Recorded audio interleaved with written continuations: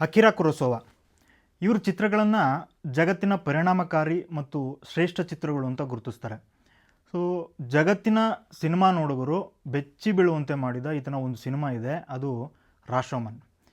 ಈ ಕತೆ ಬೇರೆ ಯಾರದ್ದು ಅಲ್ಲ, ಇದೇ ಯುನೆಸ್ಕೆ ಅಕ್ತಗವನದ್ದು. ಯಾರಪ್ಪ ಈ ಯುನೆಸ್ಕೆ ಅಕ್ತಗವ ಅಂತೀರಾ?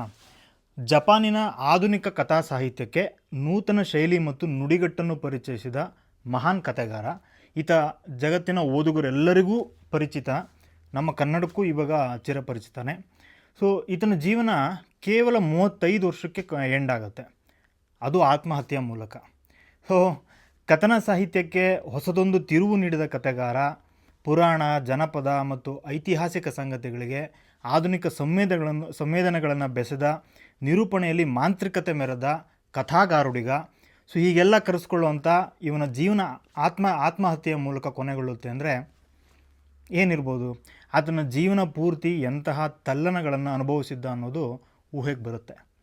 ಸೊ ಇದರಲ್ಲಿ ಒಟ್ಟು ನಿಮಗೆ 16 ಸಣ್ಣ ಕಥೆಗಳಿದೆ.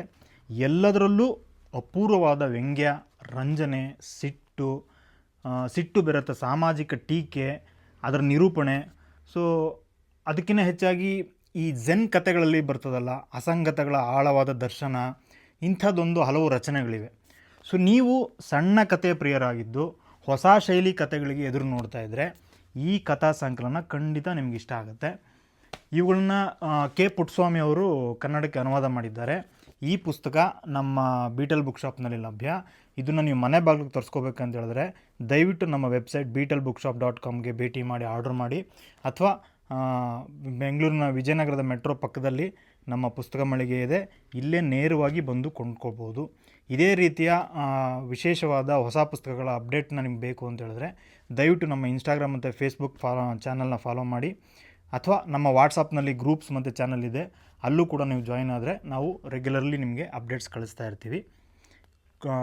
ರಾಶೋಮನ್, ಯುನೆಸ್ಕೆ ಅಕ್ತಗವನ ರಾಶೋಮನ್, ಈ ಕಥೆಗಳನ್ನ ದಯವಿಟ್ಟು ಓದಿ. ನಿಮ್ಗೆ ಇಷ್ಟ ಆದರೆ ದಯವಿಟ್ಟು ಕಮೆಂಟ್ ಮಾಡಿ. Thank you.